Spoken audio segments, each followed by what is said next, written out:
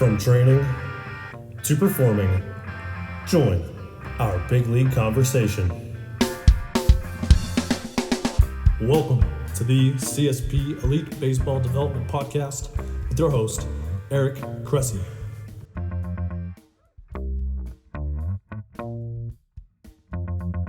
Welcome back to the CSP Elite Baseball Development Podcast. I'm your host, Eric Cressey, and this is episode 70. We've got a recently retired Major League Baseball pitcher on the show today, and I always love these guests because they can be brutally honest. Unlike some of the interviews they might have to do during their playing career, they can really reveal a lot of their secrets, things they struggled with, and create some really good learning opportunities for players, coaches, and parents alike. So we're in for a really good show. This episode is brought to you by Athletic Greens. It's an all-in-one superfood supplement with 75 whole food sourced ingredients to support your body's nutritional needs across 5 critical areas: energy, immunity, gut health, hormonal support, and healthy aging. I'm an avid user of Athletic Greens myself, in spite of the fact that I tend to be a supplement minimalist. To me, this is a product that is much more like whole food nutritional insurance as opposed to a true supplement. The ingredients have been carefully selected at the highest quality, most natural source. You get essential vitamins and minerals, digestive enzymes, prebiotics, probiotics, and that's the zero compromise approach from the company. It's plant-based, sourced from whole foods at the highest quality, so you won't find harmful chemicals, artificial colors or flavors, preservatives, or added sugar. Really, it's perfect for folks who are gluten and dairy free, paleo, keto, vegan friendly, great for people who are intermittent fasting, all that fun stuff.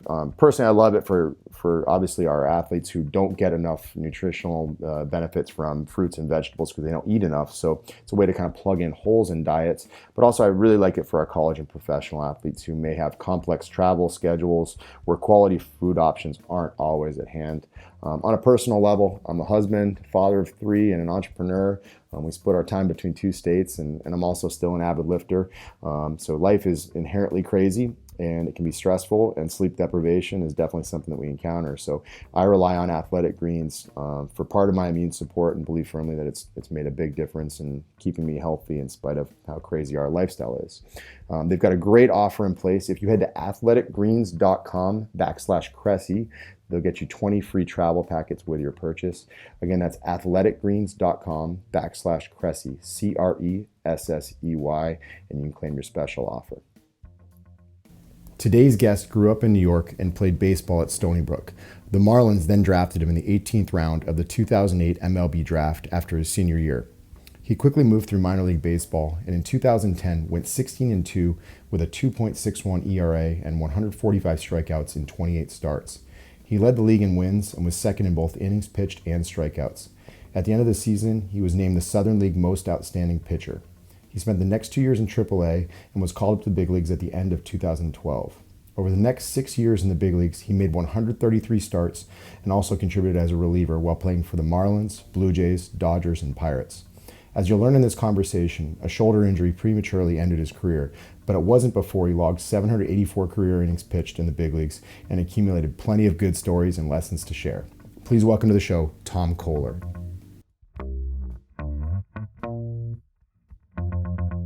Welcome to the show, Tom.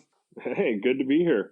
I was just joking before we got on that I'm actually recording this in the middle of a thunderstorm. So you have officially brought the thunder for episode 70. So congratulations in advance. There's literally no other way I would rather do this than by bringing the thunder. You know, you're really like an introverted person, so I just wasn't sure it would be right for you to do a thunderstorm in the background. I know, that's true. It's gonna be tough. You're gonna have to pull the answers right out of my mouth. All right, so we got to do this, and we're going to talk about young Tom Kohler. So talk to me about you as a high school athlete. You were a New York guy. Were you a multi-sport athlete? Were you baseball only? What was the scoop? I was a multi-sport athlete until junior year when I just kind of dedicated to baseball. You know, growing up in New York, we don't have year-round baseball. It's just not a thing. You know, down in Florida where I live now, you drive by a baseball field, there's a game on it 52 weekends a year. Mm-hmm. So, you know, I played football, I played basketball. I would use basketball to get in shape for baseball season because you would do all the running and the sprinting. It wasn't until junior year where I kind of had a conversation with a coach where they're like, look, like you're kind of good at this pitching thing. Like, we think you should maybe focus more on just doing that than the other sports. And it was hard because I was a big fan of football. I enjoyed making contact with people. It was it was a nice release. And then, but I kind of just took the mentality of the other sports to the mound or baseball. Cause, I also didn't just pitch. Like, I played right field, first base. Like, I moved around a lot. And as my arm kind of developed, I found my way towards the mound. It's funny. There was an article actually that came out last night about Zach Godley, and the subject line was "Meet the middle linebacker who is pitching at Fenway tonight." It sounds. I actually saw that. I thought of you when that went. Was that your mindset? Like, did football help you that much with respect to your baseball career? Well, it's easy to say football did, but just kind of the way I grew up too. My parents were blue collar people. My dad is a 9/11 first responder, was at NYPD for 21 years. Like, I was taught to. I remember playing volleyball in a pool at like 7 years old, and I didn't dive for the ball because it was close to the wall. And my dad was like, "You got to sacrifice your body to make the play," and it kind of stuck with me forever. So it was just always a go go go mindset. I'd like to say when I was just doing athletics, but it's transferred over into other aspects of life as well. I think we joke about it in like the resistance training world, like, most people think they're working hard, but in reality, they've probably never sniffed a 7 out of 10. And then all of a sudden you realize what a 10 out of 10 is. And if you can have a lot of 7 out of 10 workouts, you're probably going to have pretty good consistent success. So, like, do you think that in general, we need to do more to help kids kind of find that level of competitiveness or, pushing the limits at younger ages nowadays? Yeah. Well, I think the problem with today is that the younger kids, they're told how good they are from the moment they step on the field. Mm-hmm. They've got so much exposure. All these kids' names, right? Yeah, and the rankings. That's just I mean, they're ranking 12-year-olds. Yep. These kids, these kids just want to go. They can't even go to a PG-13 movie, mm-hmm. but they have a rank on how good they are in the country at a sport. That's incredible, right? It's. I know that parents like it and there's money to be made and it helps recruiting and all that. Like, I understand there's a need to an extent, but I think you lose a little bit of the grinder mindset at an early age, right? You don't develop a grinder because if you're not on the top list at 15 years old, you might just stop playing. Yeah. I got So I think and to what you said, like, you think you're working hard until you're working hard. You need to be in a room with people who work harder than you, right? Like, some of the guys that I played with in my career, I remember thinking that I worked hard and was very routine oriented and did everything the same way every time between starts. And I played with Clayton Kershaw, and this guy basically walked around with an iPad turned sideways with a giant clock because his day operated by milliseconds, and he couldn't miss. He couldn't miss putting his shoe on by a millisecond because he worked in that window of doing everything at the same time, always. And then there's never an excuse for not getting your job done because you did everything you could. Mm-hmm.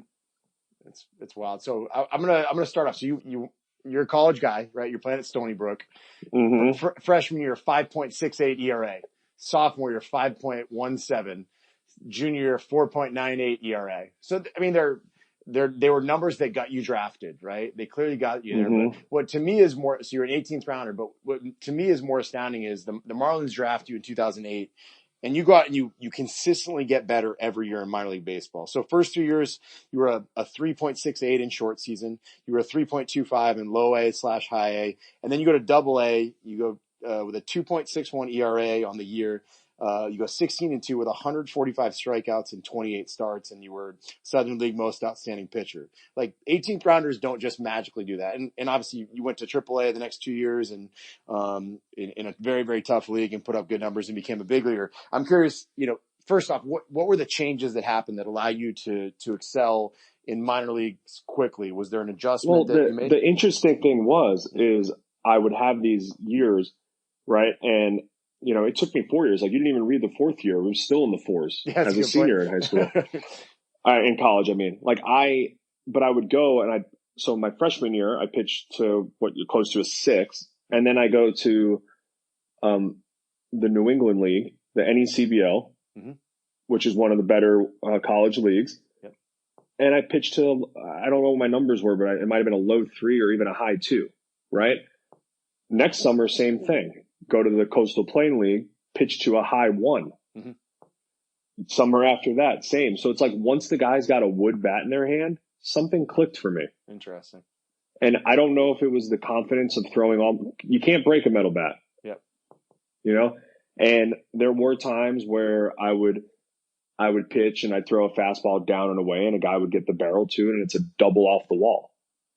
That's not happening with wood. So it wasn't a stuff thing and anything like that. It was just kind of like a mindset of like, now I can finally, they can't catch up to my stuff. My senior year, I pitched a lot and I probably would have had much lower, at least, ERA numbers had I not thrown 160 pitches an outing. Like I was pitching and like I would pitch into the 8th every game. And if I came out and guys were on and they got cashed in, it's like, there's nothing you can do. Yeah. But I was grinding and I loved it though. Like I didn't want to come out. I wanted to throw 9 innings every game if I could. That like, why not? That's why I'm there. But yeah, when you get to pro ball, like they gave me a chance. And actually at first, because I was such a late round pick, a guy had signed after I started like the second game of the season for the short season. And then another guy had signed who was an earlier pick. And they're like, look, we need him to start. We need him to get innings. You're going to go to the bullpen. And I went to the pen and I threw well. And I remember talking to to Brian Chatton, who's actually the assistant GM now. He was the player development guy at the time. He's like, do you like relieving or starting better? Because like that relieving stuff looks pretty good. I'm like, I like to start. Like I want to start. I want to develop. And then somebody ended up getting called up and I got to start the rest of that year. And they kind of just sat me down and were like, look, we're going to keep pushing you. And as long as you keep performing, you'll keep moving, but you are a senior.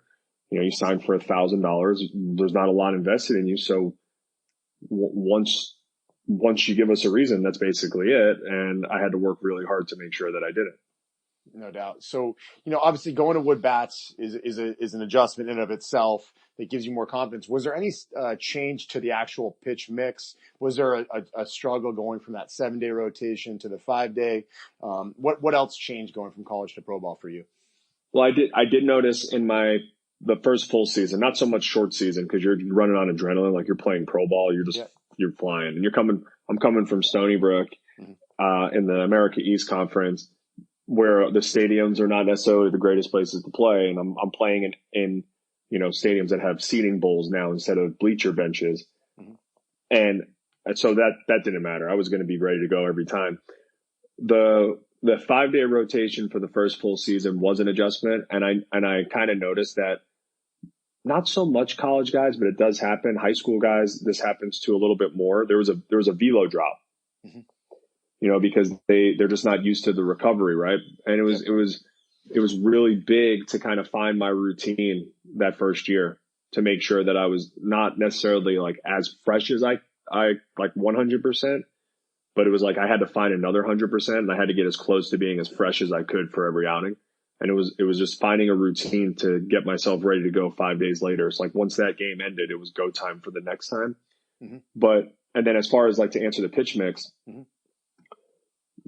I got when I got to Double A, I had a curveball and a slider that kind of blended together, and everybody was sinker slider back then.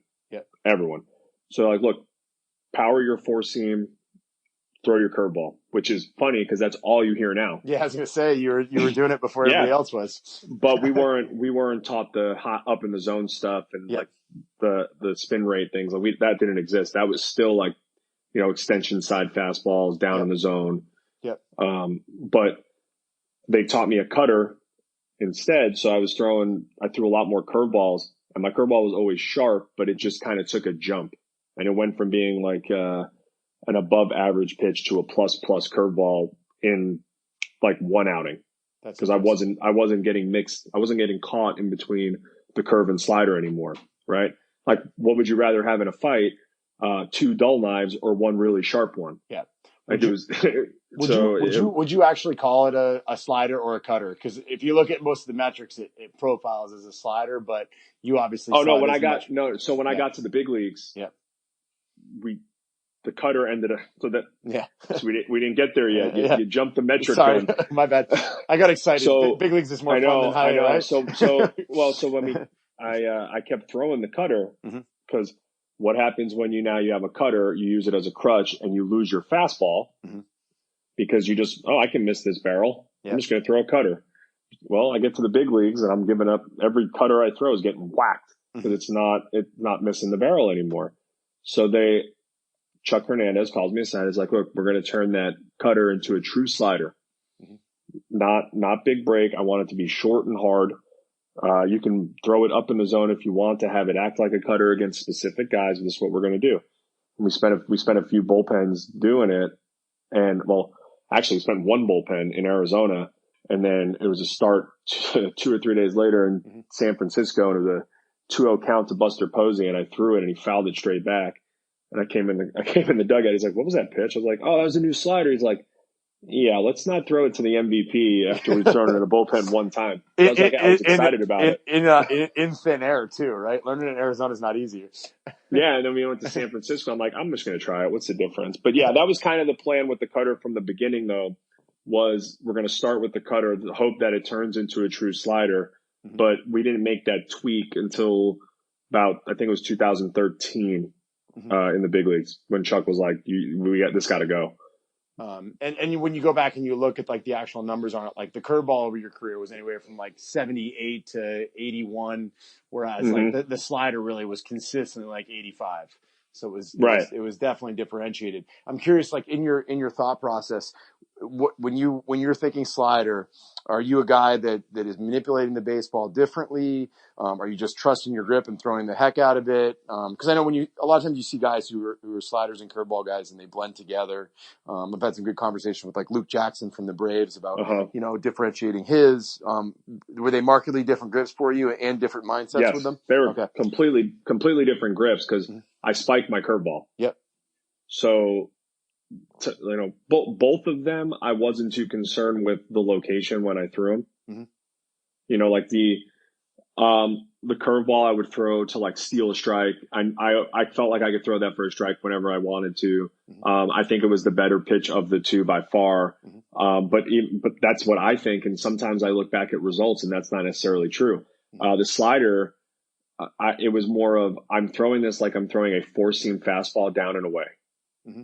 And I just, at the last second, I would kind of, come through with my middle finger with the grip, but I didn't want to throw that pitch for a strike ever. Yeah. If I threw it for a strike, I missed. So anytime I got a called strike early or anything like that, what I wanted from that pitch, I wanted action. I wanted a swing and a miss or weak contact. I wanted a ground ball to short. With the actual curveball, I'm curious, did you always have the ability to spin a baseball at a high level? Like obviously you were a guy that threw a 4-seam and a curveball once you got to that point, but like in high school, did you have it? Was it something that was there? No, I didn't have a curveball. I didn't have a curveball in high school. I threw what I called a knuckle drop. I basically held a knuckleball and threw it as hard as I could. But I was playing high school baseball in New York and I threw hard enough to where it really didn't, I could have threw the rosin bag and they would have swum. I got my freshman year pitching coach showed me the grip. I threw it twice and that was it. It just kind of stuck. Yeah. So I guess I could always do it. I just didn't know how to. Yeah. I feel like we've had conversations like we had, like Adam Ottavino has talked a lot about like when he was in high school, always like games, like learning how to manipulate it, spin it. And we've talked about how like the mindset of, curveballs being dangerous for the elbows and things like that. It's probably an old wives' tale, and that we're hyper cautious with kids. But, I think what happens a lot of times, the kid with the best curveball is the one that's most likely to get overused and put in a bad position. So it skews our perspective. Yeah. Cause if you're a kid and you're on a summer ball team or travel ball or elite or, whatever Supremes, whatever titles they have now. Yeah. If you could throw a curveball near the zone, they're going to miss. They're not going to hit it. There's not, how many high school kids in the country are going to handle a 12-6 curveball? Yeah. And if you're on the Supremes, they're probably on your team. That's a good point. So now I'm curious. We talked obviously about like, it's kind of like a reverse expectation going from college and then to pro ball and putting up better numbers there.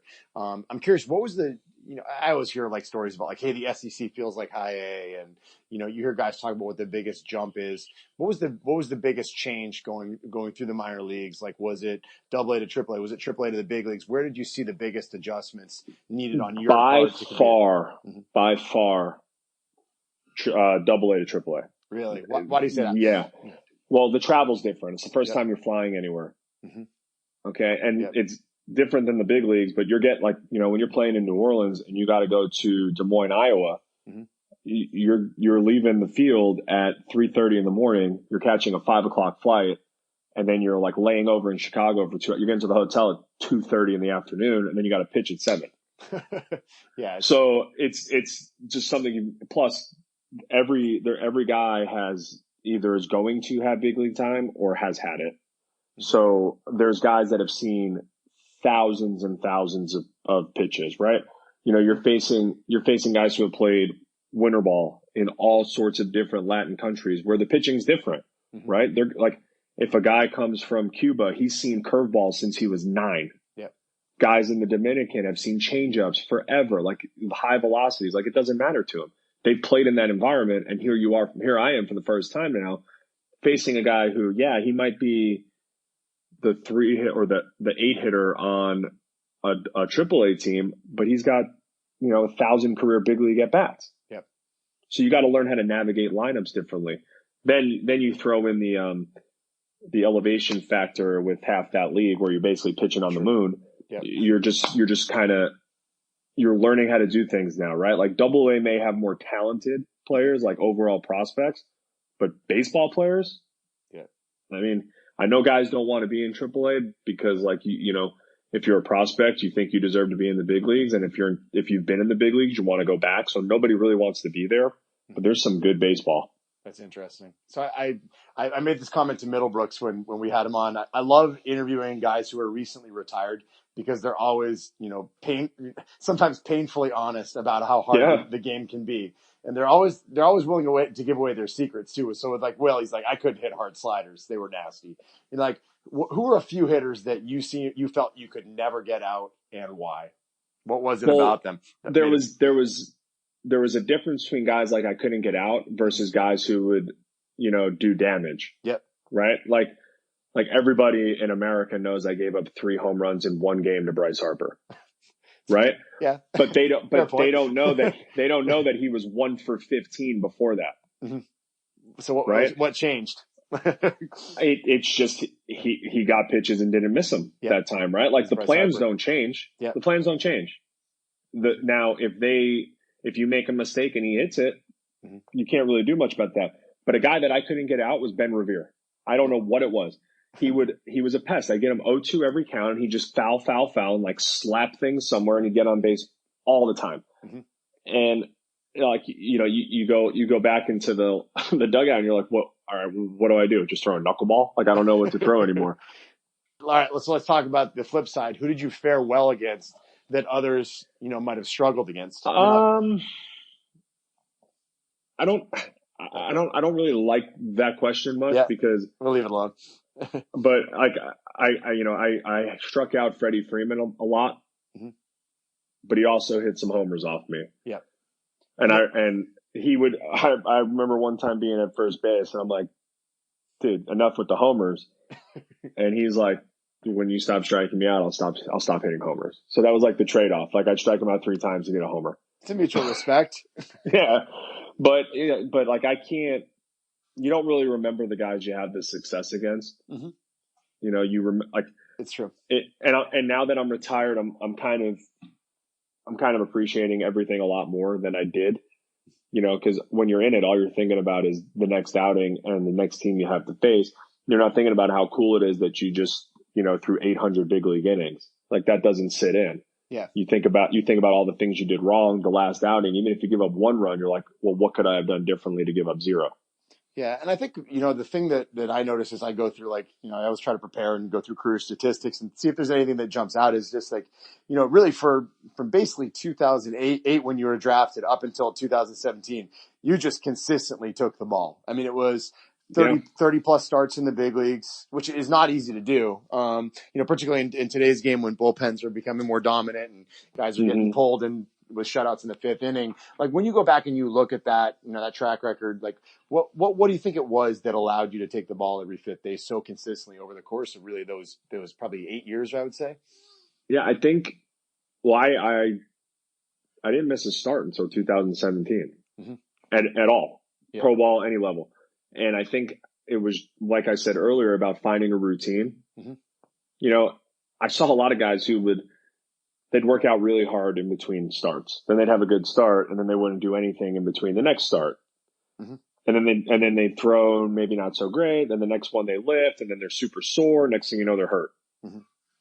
My feeling was always, if I don't change what I'm doing, I'm not gonna have that like negative side effect, right? Like I might change my sets or my reps or things that way, but I'm going to do the same exercises because I'm just going to maintain my strength. I'm going to make sure, like if I'm deadlifting, I'm going to make sure that I hit a certain weight. And if I only do it one time for that day, that's fine. But I pulled that weight, so I'm not losing my strength and I'm not going to be sore moving forward. But if I take 2 weeks off in the season from deadlifting and then I try to deadlift, I'm going to be hurting. No doubt. And I just could never do that. So I think it was, and then there's a little mindset thing. Like there was a lot of times, well, that's part of the reason why I am retired was because I did that. That was kind of my next question is that what maybe led you down the path? Because I mean, there's no doubt. Yeah. I could, I joke with my wife that I was never good enough to go on the DL. Yeah. because if I did and somebody comes up and throws together 3 good starts, like I was done. Like my best asset and the most valuable thing I did for the teams that I played for was every 5th day, the manager knew who he could put in the 9 spot. And they knew that I would go out there and I'd keep the team in it. I might give up 4 in the first and still pitch 6, but they knew I was there. And it's that you don't see that anymore because now if you give up 4 in the first, you might get taken out after 3 and they're going to go to the bullpen. Yeah. But in the small little major league life that I had, I was valuable for what I did. And I loved it. I loved being the guy that when my teammates knew, like it was a dogfight every time. Like I had a pitching coach. He told me that my best attribute and my worst attribute are the same. It said I'll go out there and I'll fight no matter what. And that sometimes I won't know when it's okay to just okay, we're just going to walk them here and give up 1 run and I'll keep fighting and end up giving up 4. No doubt. I'm curious to talk about it because capsule injuries are not easy, and that's what you wound up with. Like, when did it start for you? Kind of like, is this something that took time to get to where it was obviously a surgical case? Yeah, I never had shoulder issues before ever. Growing up, just was never a thing. And then just one day I was pitching in 2016, and it just didn't feel right. It was just there was like burning, and it was just felt dead. And I remember looking up at the scoreboard, and I got through 6, and I had like 65 pitches, no runs, and I gave up like 1 hit. And I came in, I'm like, I can't go anymore. Like I cannot. I felt like I had sat down, even though I just finished the inning. I felt like I was sitting down for an hour and a half, and like there was no way I was going to be able to get my arm warm again to keep going. And they were like, there's kind of a little mini freak out there for a little bit, and they're like, oh well, he's done. Like there's no way he's going to pitch. And then, with the help of a little trainer's cocktail, I found a way to finish the season. And like I couldn't throw really 90 feet in between starts. Like it just was brutal. But at the same time though, after this happened, I went on like the best 10-game stretch of my career. So like it because I couldn't feel anything. Yeah, my body was numb. And then I thought in the off season, going into 17, that things had kind of gone away, and the issues kind of arose again. Like my arm slot was changing. My velo was actually climbing, but my arm slot was changing, and it was changing the shape of my breaking balls, and I just couldn't be as effective. And then, fast forward to going to the Dodgers, and it kind of just, it was enough. Just went, and that was it. Absolutely. And I think that's an interesting thing that a lot of people don't understand is just what a lot of guys are trying to do just to be able to go out and finish a season, and you often. I was getting, so for a 7:00 game, my prep started at 4:00 Yep. to be able to pitch. Yep. For all the stuff, all the treatment and everything that I had to do to make sure my arm was ready. So like people are like, I'd be in New York and I'd have friends that would say, hey, can we go to like lunch before your game? You want to meet up at like 4? I'm like, let's meet up at 4. Like, what time? What do you think? I just show up at 7 and walk to the mound? Like, that's not how this works.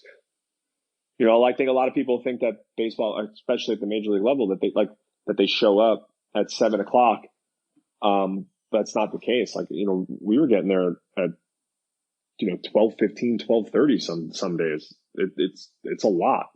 I think it's a good example too of just how far the game has come, right? Like, so you see somebody who's banged up, and it may be covered up or it may actually be feeling good, but there are subtle adjustments like you referred to that were changing the shape of your breaking pitches and stuff like that. And, even just, here we are 5 years later, really, like we can pick up on that a lot better, right? We can look at and that's what's unfortunate is because if it was today, we would have known, right? Yeah. We would have known, hey, like, either with the use of like an edgertronic or some sort of, biomechanic apparatus or anything, like even just the Rapsodo TrackMan information. Yep.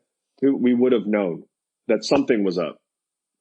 But that's, like, it is what it is from that standpoint. But I think it's just important to note that like you also don't always have to feel great to do your job. Yeah. Right. And that's the mindset thing that we were kind of talking about earlier when we were talking about young guys. Like, it's not always like, oh, well, I'm 100% today. I feel great. Now I'm going to play. Like, no, you have to play when you're supposed to play. Mm-hmm. Even if you're feeling a little. Now, if you're 15 and your elbow's really barking, like, you probably shouldn't. You shouldn't pitch. You shouldn't pitch. Like, no tournament at that age is that important. But there comes a point where like, when you get into the professional ranks, where it is a job, and if you can perform, you have to find a way to, because otherwise somebody else will. Yeah. Like, a long career and a major league career is not a guarantee when you sign a professional contract. So every opportunity, look, the term Wally Pip is here for a reason. So I'm curious. So as you got older, and you had more time during rehab, you started to embrace the analytics a little bit more. We kind of just hinted at understanding, like, you can look at spin rate, you can look at extension, you can look at horizontal and vertical release height, and all these different things. What did you like and what did you dislike? I'm curious as you had that at your fingertips, particularly late being with the Dodgers, very progressive organization. I liked how it confirmed that my strengths are what I thought they were. Mm-hmm. I thought that was good. What I didn't like is what I saw it doing to young kids. Mm-hmm. Okay. Even more so, not so much with the Dodgers, because the Dodgers, I was so nervous. I thought they were the day I walked in there was going to be a 400-page binder on my chair with like terms and phrases and everything I needed to learn. And it was as simple as like, hey, we like your stuff. We want you to do this 2-1 instead of this. Like, that was as simple as it was, right? Yeah. That was it. Then fast forward to the next year when I'm rehabbing with a bunch of minor league guys with the Pirates, where I'm like acting as a rehabber / mentor / pitching coach / salt of the earth. And I asked the kid, I said, what's your strengths? And he's like, well, the computer told me. I'm like, oh, no, time out. What are your strengths? Mm-hmm. Right? And he couldn't tell me. And he's like, well, they want me to throw this pitch here, fastball, 4-seam up in the zone, and then breaking ball off that. I'm like, okay. How often can you execute that pitch? And he's like, oh, not a lot. And I took a baseball. I said, look, this pitch right here is a ball. This pitch right here is a homer. And this pitch is the one they want you to execute. Okay. You have 3 balls to work with here. If you can't throw this one 75, 80% of the time, that's no longer a strength. Mm-hmm. It might be a strength in a video game or in a vacuum. And then I said, how often can you execute like a down and away extension side? And he's like, oh, like all the time. I'm like, okay. Well, now that's your strength. Now this is your strength as in terms of like maybe your most valued pitch. But if you can't, let's not overexpose it. Let's get ahead and then use this as a strength because you can't execute it. And he was like, his head like exploded, right? Yeah. So like I created a Venn diagram. Mm-hmm. It's very simple. It's TK's pitching thoughts, and it's one side's computer, mm-hmm. one side is your strengths, and then in the middle of the Venn diagram is what you can execute. And there you go. Like where they mesh together. That's your strength. I love that. Your most valuable execution is your strength. So I'm curious, maybe this builds on the analytics discussion a little bit. you're certainly getting more involved, as you've moved on from the game and working with some younger players. What do you like and dislike about the direction in which the game is headed? Whether that's at, the amateur levels or even kind of what you're seeing in terms of, I know we've had some good conversations, even just like what we see with minor leaguers. Yeah, well, with the minor leaguers, like we're talking about, these guys aren't learning how to pitch because they're getting told what to do. So there's no in-game adjustments, right? I've had conversations with young kids where they're even high school, college age guys, where they're really concerned with their spin rates and all this. And it's like, you need to learn to compete before you do anything else. Like, there is a time to do that stuff. It's like the same thing when you see a video of the 12-year-old kid who's learning how to hit fly balls. And it's like, well, you just taught him how to pop up to second base because he's not strong enough and doesn't know how to square up a fastball. Mm-hmm. Like, you have to teach them how to do things and learn how to make in-game adjustments, because when you're out there on the mound and you're at Wrigley Field and there's 50,000 people screaming at you, there's not a laptop out there for you. That's a great point. You need to be able to remember the stuff that you learn, but also read the swing, because just because the hitters have all the same info. So if they know you're throwing that high inside heater, you got to look to see if he's cheating there, because if he did, guess what? That's not the strength today, and you got to get him out on the other side of the plate. It's interesting. So what do you like about the game? What's I hate everything about it. I don't like anything. Come on. Cancer. Didn't you see, like they always say, like, baseball didn't end when Babe Ruth retired. Have you seen baseball start up yet without me? No.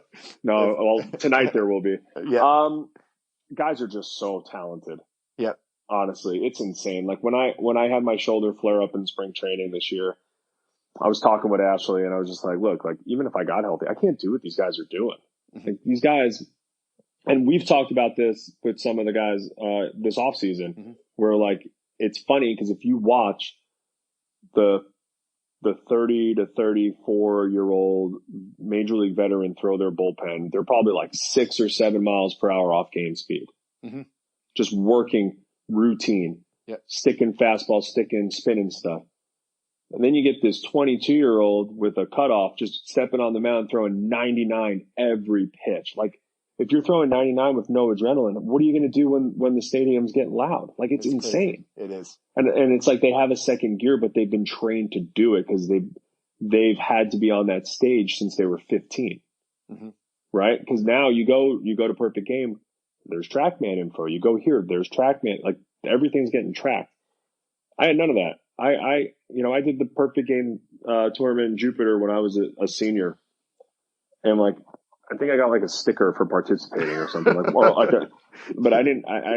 They told me what I topped out at, and that was it. You got dinner at the food shack, and we're happy. Yeah, exactly. So it's just, things have changed, but the players are so talented, and I wish people would appreciate, like, what they're seeing. Mm-hmm. Because, like, these guys can take pitches out of any ballpark anywhere. And, like, yeah, look, do I love the 3 true outcomes and the guys striking out a ton and hitting 220 but 50 homers? No, I'd love to see some more strategy get back in the game. But I'm also not going to hate it. When I watch tonight, opening day, if Cole and Scherzer strike out 15 combined and somebody hits a walk-off home run in the 12th, I'm going to be happy. There's no 12th inning anymore. Remember, we're 10th inning runner on second base, so it can't happen. One more thing to dislike about baseball, I guess, right? I guess I gotta read past page 72 of the plan to return to play. So we always do a lightning round on the tail end, and these are always fun questions. So favorite teammate of all time? Of all time? Yep. As like a friend, or as like to have around? You can have one of each. How's that? Okay. I think AJ Ramos, to have like just the locker next to me I think we had a locker next to each other for 5 years, was just an absolute blast. Amazing human being, for sure. He is. And then, Brad Hand and Steve Cishek, I'm going to steal 2, even though you told me 1. That's all right. I've known both of them for forever now. And, like, I consider them great friends. Like, we've been through a lot, all of us together. So, like, I'm excited. I'm happy for their success. And, like, it's been fun to watch how they've gone on with their careers. That's 3 CSP guys in the answer. That's pretty good. And I anticipated it. And I have a follow-up from a Steve, okay. C in Falmouth. He said, I'm supposed to ask you, what was your first bite of pizza like after a 14-year hiatus? It was actually extremely disappointing. Is there a backstory we should hear about? Or Oh, you don't know? I don't know the story. He's like, you just have to ask it live. Oh man, yeah. Well, I was really fat in college. Okay. Scout day of my senior year, I was 287 pounds. All right. And that's big. Did you shop in the Husky section when you were little? Because I did. I only shopped. I shopped at I think it was called Academics because they made like more of like urban clothes. Okay. So I could just buy like baggier clothes and like look completely fine. But I found my strength coach at the time was like, you need to write down everything you eat and why for a week. Mm-hmm. And like the amount of times that I wrote pizza was incredible. And it would be, and I would write next to it bored because I would leave class and I would go get a slice of pizza and then I would eat that while I was waiting for my Philly cheesesteak. So I just found like it was bad. And then, so I cut it out, stopped eating it altogether. By the time the draft came, I was 230 pounds. That's wild. 54 pounds worth of pizza, or 57 pounds. Look, listen, there was a lot of other changes as well, but it was just kind of like, then I got drafted and we would all joke and it just became like a thing where everyone's like, when are you going to do it? When are you going to do it? You get to the big leagues, you're going to eat pizza, or you get your first win, you're going to eat pizza. And I was afraid I was going to be White Goodman at the end of dodgeball. So I retired and I was like, you know what? Let's do it. And I've found that I am now mature enough that I've got my addiction under control. There you go. I feel like you're bound to run into it at like a kid birthday party when you didn't eat before you go, Steve, or something like that. So I don't know if you ever noticed at the ridiculous parties that Steve throws his children for the birthdays. Yes. Where they're bigger than some weddings I've been to. They bring in snowballs in Florida. But Marissa orders me like a little tray of sandwiches or a salad because they knew. I didn't know that. That's very thoughtful. And that's why they're good friends. See? That's why they're on the list. So where did you get your pizza? Was it just a local thing, or did you sell out for the dream and like order it from afar? I actually smoked it. All right. I was like, you know what? Let me try to make my own first. Then we've actually been on a quest to find Jupiter's best pizza place, and I think we've nailed one down that's pretty good. All right. But no free ads. But as of now, you only have yourself to blame for your disappointing experience. That's too bad. Yes. You got to Steve bring some of the Chicago stuff back. We had some this offseason. It was pretty good. Oh, did you? Because he told me he was going to order it for me like once a week, and I still don't have it. Well, so. we quarantined with the C-Check, so we had inside track. All right, so next question. Give teenage advice to Tom Kohler. If you could go back in time and talk to 15-year-old Tom Kohler, what would you say? If you think you should say it, don't. That's very well said. Probably no elaboration needed. No. All right. Who do you like to watch? Like when you turn on a baseball right now, who do you enjoy watching? Who do you think like the kids and the parents listening to this should tune in and check out? Well, I love watching Kershaw pitch. Mm-hmm. I think he's just like, you're watching history unfold every time. I love watching Max Scherzer. Mm-hmm. I always, you know, I can say it now that I'm retired. I used to get up for the days I pitched against him because I knew I had to be better than I normally would.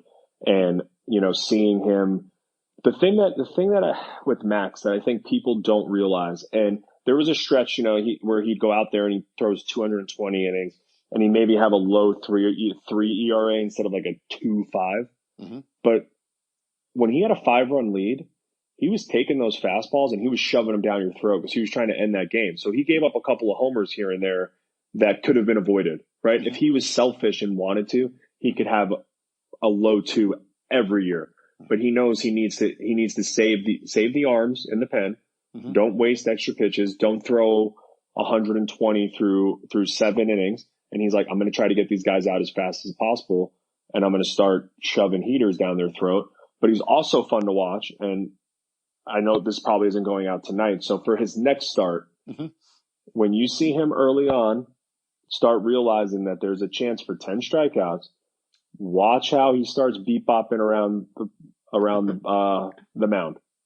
He smells it. And you'll see, he gets 3 early. The walk around gets a little bit, the path gets deeper and deeper and deeper. And then but hitters recognize it and they're like, don't let him start bopping out there because we're in trouble. I feel like that was a real thing. I think Yelich had a quote about that one year. Like, we used to talk about it all the time. You see him beep bopping out there and picking up those suitcases. You're in trouble. You're done. That's awesome. All right, so I'm curious. So one of the things that I think is always a good consideration is we always have a lot of parents and kids that listen to this together on the rides to the game and stuff, but we also get a lot of coaches. So I always try to emphasize, what they can do better. So I'm curious, as you look back on the qualities of the best coaches you've had, you played in, multiple organizations and you obviously went to college and had coaches in the private sector, et cetera. What are some of the qualities of the best coaches you had that you look back on that were the most impactful for you? I think when you're a coach, you have to know who you're talking to. So what you can say, to me might not be the same that you can say to another pitcher on the staff. So you have to be adaptable as a coach or a manager of people because they're not all the same. You can't just sit out there and scream at everyone and expect them to all get the same message. You might be able to yell at one kid and another kid might crumble for it. Doesn't make that kid that's crumbling soft. It means you're wrong for how you coached him. Right? Because if it's a talented kid, you don't need to treat them the same. Guys do not need to be treated the same way. Coaches need to be adaptable to their players. Like my favorite pitching coach of all time is Chuck Hernandez. And it was just because of the dialogue we had. I'd have a bad game and I'd be standing there in the outfield during BP. And when you have a bad game as a starting pitcher in the big leagues, the next 4 days are the worst days of your life because you can't do anything. And you feel like everybody on your team hates you. You're just sitting out there in the outfield and you're like, well, I can't play for 4 more days. I'm just like sucking up oxygen here in this dome of Marlins Park. And he would just walk over and be like, hey, ball chucker, man, you were dog balls last night, huh? You stunk. And I'd be like, yeah. And he'd be like, hey, don't worry, coach. We're going to fix that tomorrow. We're going to work on it. We'll get it right. And then you just feel better. Yeah. That's it. I think there's enough failure in this game, You don't need to be it's all it is. You don't need the more you remind kids of failure, the more you're going to push them to lacrosse where they can just hit people with a stick. That's a great one. All right. So tell us now, you're figuring out your next step. What are you up to with your life? What's the next path? I'm very excited. I've always, and we've talked about this during in between deadlift sessions, just of how much I love the development side of the game and I just want to be part of it. And then I got offered an interesting offer with the agency that represented me during my career, pro agents, where they're like, we want to bring you on to be an agent based in South Florida because, I did work hand in hand with the Players Association and I understand this business pretty well. But the other side of it was they wanted me to be like the director of pitching performance, which is just a fancy title to say pitching coach, like in-house pitching coach. Be available. Right? Because on a business card, director of anything looks better. Yep. I could have said director of Lululemon pants and people would be like, whoa. And it took a little while and talking with the smarter Kohler parent, Ashley, we were talking about how I wanted to get into coaching and how long I should wait. And then she brought up the point. It's like, if you're an advisor to an organization, you're a coach or a coordinator, your guys are changing all the time. And you're gone all the time. So now I'm coaching different kids every year. And I'm away from my family all the time. And in this, I have an opportunity to, take our pitchers and be part of their development process and be with them their whole career. Yeah. And it's like, a lot of agencies are kind of built on, listen, let's get you paid for what you've done, right? Like you got to arbitration, but if I got a pitcher who is in rookie ball, I want to help him not by like disagreeing with everything the organization says, because that would be a disaster too. Mm-hmm. But I want to help him reach his potential as early as possible to elongate that career. Yep. Let's get you right sooner. Let's not wait 5 years to figure out that, hey, look, if we make this tweak on your breaking ball, you're going to explode. Yeah. Let's do it now.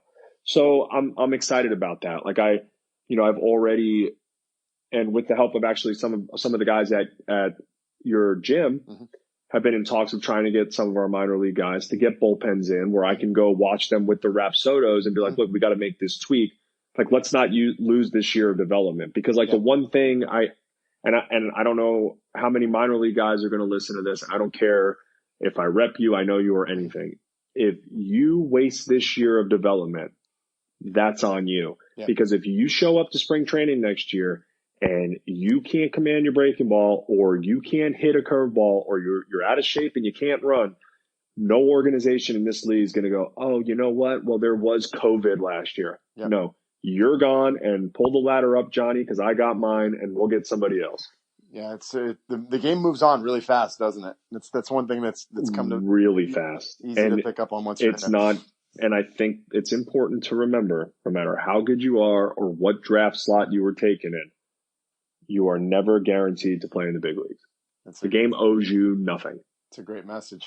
An important one. And I think, the other thing too, that's a tag on to that is, you're a guy who's very direct, and, for probably in your own opinion, for better or worse. But I think that's sorely lacking, unfortunately, nowadays in the representation world. And why am I going to lie to somebody? Yeah. What does that do? Yeah. But if I get a phone call right now from one of our guys, mm-hmm. and I'm not going to say, actually, I'm going to say a conversation, I'm going to change it up a little bit, but wants to go play somewhere right now. And I'm telling him, like, dude, if you go and you underperform, like, your career's over. Mm-hmm. You need to get better now. You don't need to go play. You need to get better now. You need to use this time to master your weaknesses. Let's make your strength your weakness. Oh, let's make your weakness your strength. Let's not just go play in an independently because they're allowing you to play. Mm-hmm. Let's get better now. And if I lose a guy or we lose a guy because they don't like how I talk to him, mm-hmm. then I didn't want him anyway, because I'm tell you right now, and you know this, I'm not changing who I am. I can't. It's just, it's gotten me to this point in my life. And I know that there are people that I rub the wrong way. I've been told by a lot of people, but like, if there's loyalty and trust there's not a thing I won't do for a person. And if you ask me a question, you better be ready to get the truth. I like it, man. Simple as that. And you just gave it to us for 40 plus minutes. So wasn't that long? It was great, man. It was probably a good place. This didn't even feel like a podcast. It just felt like I was foam rolling at 9 o'clock in the morning, waiting for you guys to finish your meeting. Just dudes talking shop. Exactly. So you got good social media. It's TK Refresh 22 on both Instagram and Twitter. You are definitely an active Twitter guy, whether it's posting pictures of what you smoked on your grill or talking current baseball trends. So definitely I encourage folks to check that out. Yeah, I'm about to get on there right now and figure out why they just added more playoffs when they couldn't play more baseball games. There you go. Good deal. I gotta watch out now though, because I don't want to. Now that I'm a working man again, I can't piss off the man up top. So when in doubt, sleep on it, right? Absolutely. Good deal. Scouts should rank your social media restraint as an 80. That's a good rule of thumb. Yeah, if they only know the stuff that I that I have typed out that I delete. Oh my goodness. Well, let's before we trend in that direction. Let's call it a night. Thank you very much. Appreciate you coming on, man. This is lots of fun. All right, thank you. All right. Thank you for joining us for another episode of the CSP Elite Baseball Development Podcast. If you enjoyed this episode, we'd be thrilled if you'd consider subscribing to the podcast and leaving us a review to read on iTunes. We welcome your suggestions for future guests and questions. Just email elitebaseballpodcast@gmail.com. Thank you for your continued support, and we'll see you next episode.